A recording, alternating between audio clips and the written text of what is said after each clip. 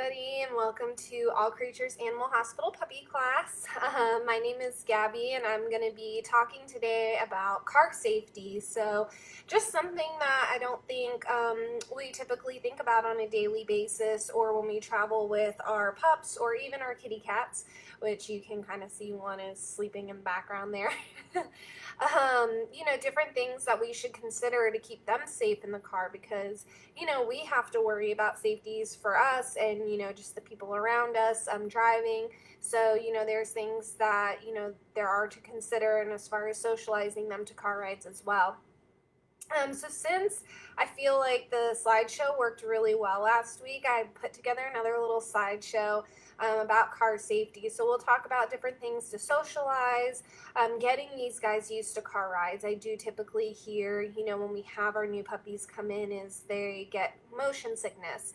So we'll talk about some stuff with that. We'll talk about different ways that you can keep your baby safe, different ways that they can travel in the car. So we'll talk about a couple of those things and kind of go over just some brief little safety tips for driving in the car. So we'll go into that. I am going to pull up my little slideshow again. So bear with me just a second.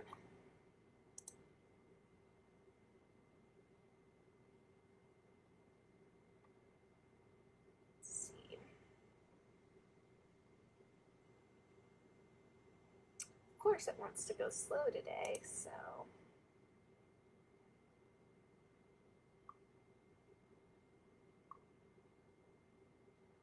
okay, maybe it's not gonna let me share it. Okay. Well, I guess it's not going to let me share it. So maybe what I'll do is I'll upload the little video, or the slideshow, I mean. But one of the best things to do as far as, trying to socialize your babies in the car is just get them used to car rides. So I know a lot of the time puppies tend to get motion sickness and they throw up. And that can be normal, it's just an odd motion. It's different for them. They're not used to traveling in the car. So I always encourage, doing a lot of small little road trips to get them used to it. So if you're running, to the gas station or running to the store, get them used to those car rides. But keeping them in a safe place is definitely important as well. So there are a couple different options. You can do a crate in the car, which is great, especially for our smaller babies. So crates are good, and you can actually use like the little handle on top to put the seatbelt through so that it can stay in one position. I do recommend not having the crate, especially if you're getting them used to car rides and they may be experiencing some of that motion sickness. I would have them not visible to looking outside. So even though you would think that looking out the window would be better, they don't understand that that can make them more nauseous. So if they're continually looking at the trees and looking at the cars going by and stuff, that can actually make them nauseous as well. So making sure that there is no visible, being able to see out the window while you're driving is key to making sure that they don't get nauseous as well. So set up the crate, maybe have it where there may be sideways where they can't really see. Sometimes it's recommended maybe to go on the floor in the car, and I know necessarily you can't seatbelt them in, but if it's a small enough space where you can kind of keep the crate in a secure area where it can't move or slide around, that would be ideal as well. But do little trips with them. So of course, if you're running to a store, you want to make sure that either somebody is in the car with you that can, keep them in an air-conditioned, cool area, or you're able to bring them in, because we don't want to leave our babies in cars, because even though it may not necessarily be too hot inside, it always runs hotter in a car, even if it is parked in a shady spot. So, we definitely don't want to be leaving our babies in the car unattended, without any kind of air conditioning or things like that to keep them cool. So get them used to the little trips. Sometimes, at the beginning, I recommend too, make sure you're not giving any food or water at least a couple hours prior to your little trip. If you're going to be going on an extended trip, it's going to take a few hours. I would definitely recommend withholding food and water. They can go for a few hours without it, but that will just help keep their stomach settled. So they didn't just eat a big meal and then they go get a little motion sickness, and that's when accidents happen. So I would definitely recommend withholding some food and water. So that can help as well.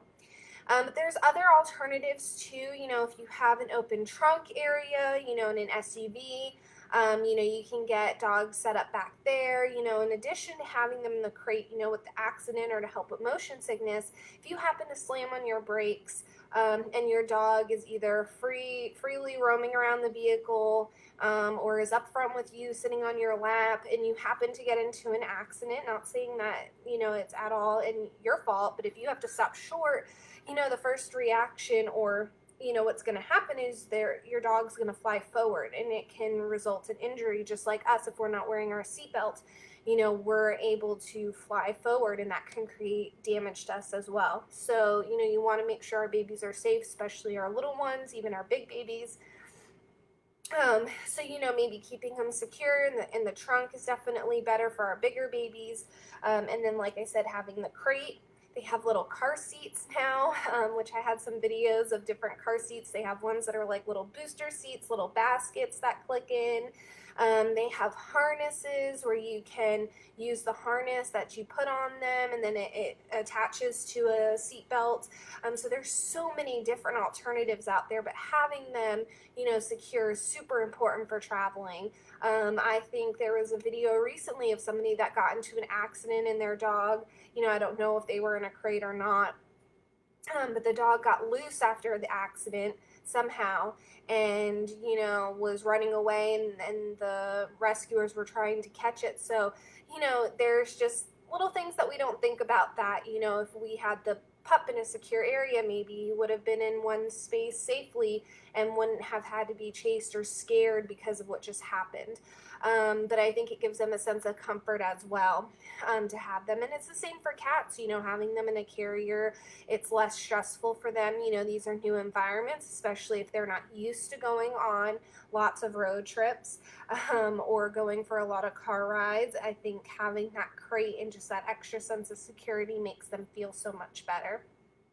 But super important, to make sure you're thinking of these things, and you have little crates, and you can try different things, especially if you are building up to go on a big road trip and you don't want to have them in the crate the whole time, but you want to have the booster seat. Practice those, get them used to it, in small little trips. Sit with them in the back seat, have a favorite treat, and when you're not even going anywhere, just take them out to the car, let them check out the car seat, maybe bring it inside, get them used to wearing the harness.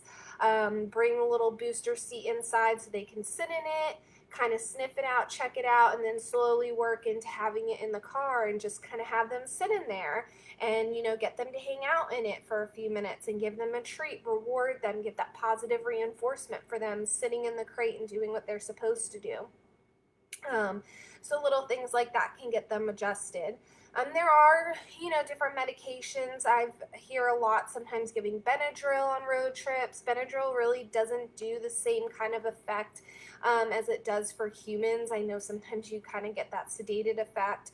There's other medications that we can give if we feel that it's best for the pup to have a sedated travel, but if you can get them used to traveling, without the sedation, that's best. There are anti-nausea medications that we can give too, if no matter how much socializing that you've done, they're still having that issue with motion sickness. It's the same as humans. Some, humans are more sensitive than others. So, there are different medications that we can give, once the doctor has done an exam and, feels that there's a medication that's proper. But just these little tips and things that can get them used to it is super important.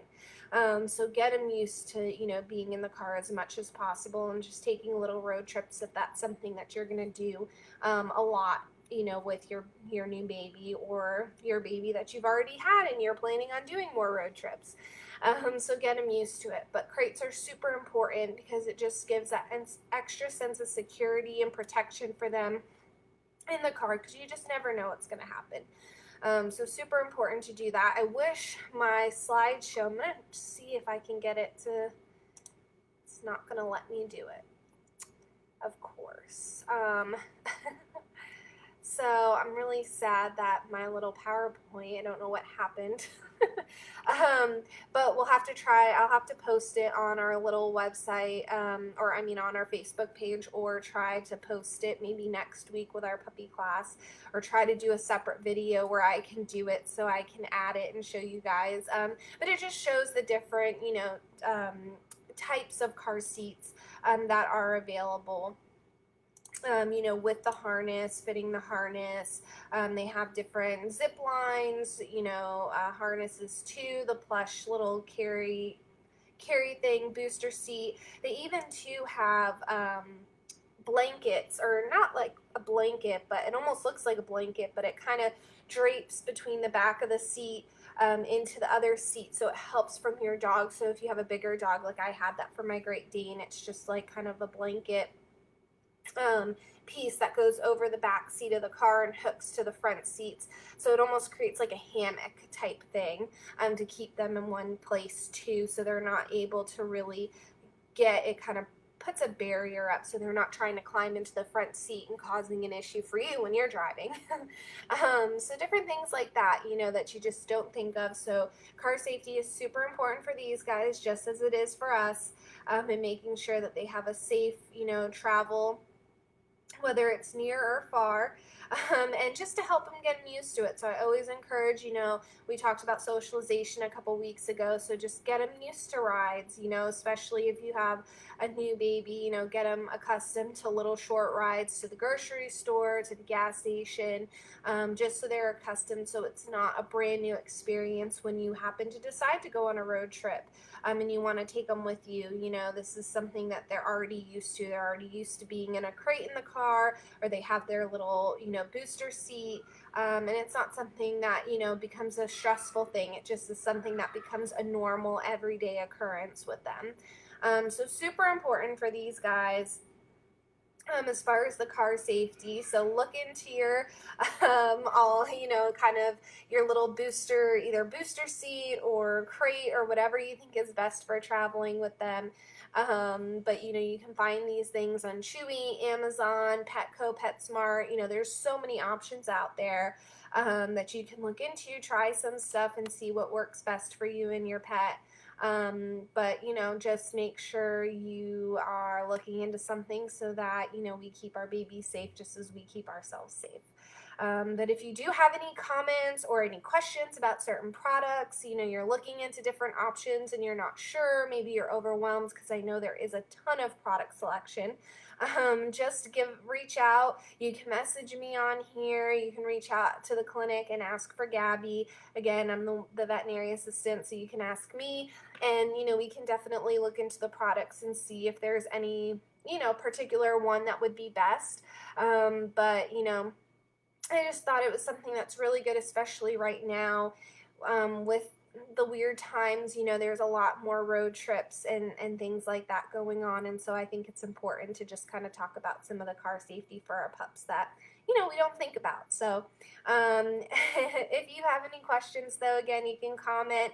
I love to hear your guys' feedback about these topics, and want to know if you enjoy these, if there's topics that you want me to do in the future, and hopefully I can get my little slideshow back together so I can have the pictures and stuff for you guys, because I really enjoyed doing that last week.